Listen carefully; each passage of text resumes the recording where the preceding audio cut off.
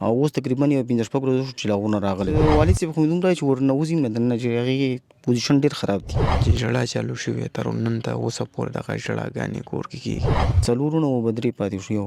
السلام علیکم ناظرین، میں ہوں شہزاد دورانی اور آپ دیکھیں ڈیلی میدان. میں آج جس گھر میں موجود ہوں یہاں چند ماہ قبل خوشیاں تھیں، کہہ گونج رہے تھے، شادیانے بج رہے تھے، لیکن آج یہاں صف ماتم بچھی ہوئی ہے. اس گھر کا ایک نوجوان عاقل شاہ جو ایک بہترین کرکٹر بھی تھا، روڈ حادثے میں جان کی بازی ہار بیٹھا ہے. میرے ساتھ ان کے بھائی موجود ہیں، ان سے بات کرتے ہیں. خود تاسو صبر در کی جو افسوسناک واقعہ تھا استاسو دا کمرورو عاقل شاہ د عمر سامره وخت وړاندې د واده شوی د داسې 23-24 سال عمر به او څه 15 شپږ میاشتې به واده کېږي چې د واده شوی. او دا پرون دغسې هغه شوی و پېښور لته او د پیربالا کې پیربالا چوکۍ سره نږدې د ایسېډنټ د زرنج حادثه راغلې ده، خو په موږه باندې زرنج والا تښتېدلی دی. نو زرنج والا په موږه لا اوسه پورې څه هغه نه راغلی رزلټ. دا څه دپاره پېښور ته روان و؟ څه موبایل مسله څه خبره هغې لته که نه. نو بس پرون دغسې موږ ته اچانک اطلاع وشوه. د رور مرګ نه څنګه خبر شوی؟ مونږ ته په د واتساپ باندې ګروپونو کې خلکو شیر کړه، دسه په موږ باندې شناختی کارت هم نه و. نو د هغې نه بیا دلته علاقه کې ګاونډیانو ته لږ مثال پته ولګېد، نو یو بل وینا وکړه د چې مونږ خو بریدونو د نیمه ګنټه 40 منټ شوي وو چې مونږ خبر شو. دا په حق ستاسو نیمه ګنټه پس ته خبر شو؟ مونږ ته نیمه ګنټه بعد خبر شو. بالکل دی په چوکۍ کې پروت و، پیربالا په چوکۍ کې. د څه کار روزګار وکولو؟ د بس دیاړي به هم کوله او داسې هغه به چې شو لا ورته به لاړو هوټل کې بیا ټکه ټوکه خپله مزدوري کوله. او اوس تقریبا یو 15 شپږ ورځې شو چې لا ونه راغلی و، دا په چوټۍ راغلی. د کرکټ خو ډېر شوقي و، کرکټ له به ډېر ته او نور داسې څه تعلیم هم داسې ډېر هغه نه یې داسې کړی، شپږم اووم پورې بیا کړی و، خو داسې خاص ډېر نه و. پولیس تاسو سره رابطه کړې ده؟ پولیس او په ټیم باندې دی په چوکۍ کې هلته پروت و.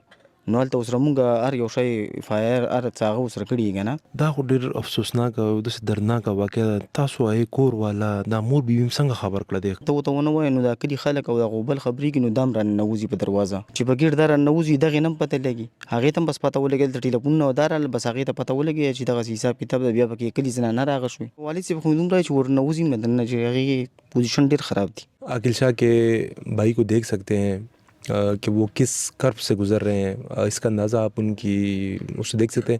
ہم نے کوشش کی ہے کہ ان کے والد صاحب کے ساتھ بات کریں، لیکن ان کے والد صاحب اس پوزیشن میں نہیں ہیں، اس حالت میں نہیں کہ وہ ہمارے کسی سوال کا جواب دے سکیں یا ہمارے ساتھ بات کر سکیں. ہم ان کے بھائی سے بات کریں اور آپ دیکھ سکتے ہیں کہ ایک جوان بیٹا، ایک جوان بھائی جب دنیا سے چلا جائے تو اس کے پیچھے جو رہ جاتے ہیں وہ کس اذیت سے گزر ہوتے ہیں، اس کا اندازہ آپ ان کو دیکھ کے کر سکتے ہیں. اللہ تعالیٰ ان کو صبر دے. چوکۍ سره تقریبا یو 20 میټر کې به وي.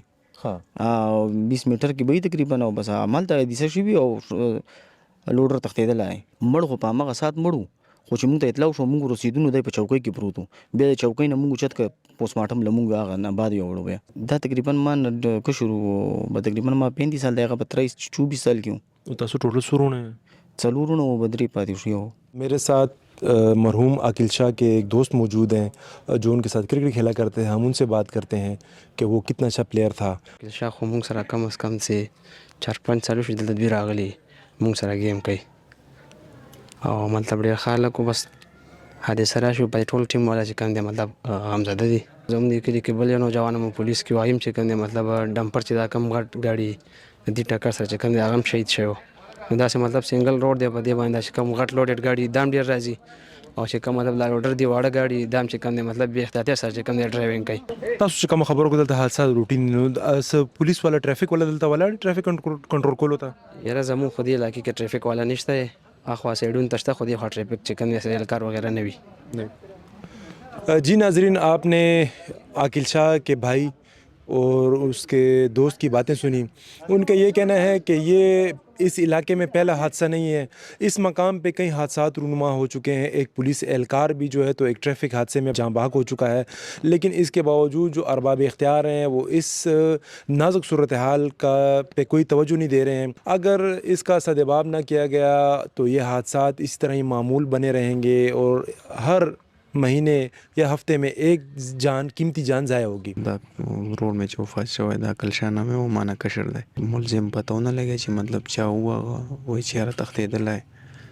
نو بس لږه پولیس نه هم لږه دا هغه ده ریکویسټ ورته کوو چې مونږ دې کس پته ولګي، لکه حادثې مونږ ته پته ولګي. څوک وایي چې سوزکي والا، څوک وایي ګاډي والا، څوک وایي چینچي والا دی، څوک وایي لوډر والا مونږ ته اوسه پورې کانفرم پته ونه لګیا والله چې به کور ته نشو ننوتلی او په ټول غم دی کور کې چې خویندې شوې تروریانې مې شوې دغه ورنداریانې مې شوې او مور مې شوه ډېر بوره حال دی بس پرون دا جنازه مې دا رور مې لاهور کې و نو د غمه لکه لیټ شوي وم او بس کور ته مونږ نشو ننوځو به دلته ناست یو که کور ته ننوځو بس مونږ هم به ژړا شو اچانک راغی مونږ نه دغه بس دغه نیمه ګنټه مخکې ما نه لاړه دلته راسه ناست او بس هغه لاړه نیمه ګنټه ما او دې ملګري مې کار کوه ما ورته راننوتو دی لاړ بس زه راځم مونږ ته هم نه وي چې پېښور له ځم بس لاړه پټ لاړه هغه غرمې 12 بجو نه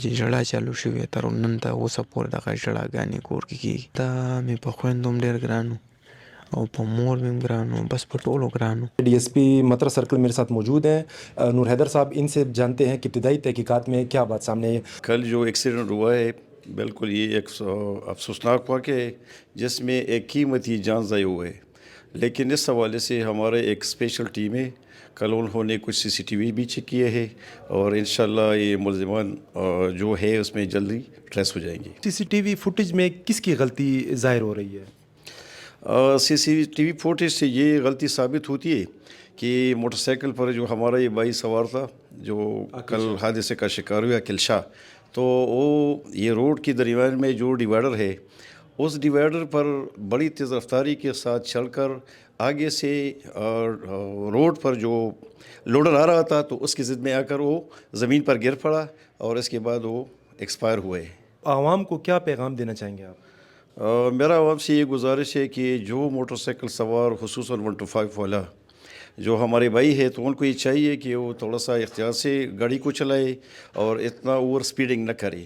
اور دوسری بات یہ اگر اس طرح کی واقعات جب رونما ہوتے ہیں تو جو کیجوالٹی ہو جائے تو ان کو فوری طور پر فرسٹ ایڈ کے لیے لے جانا چاہیے.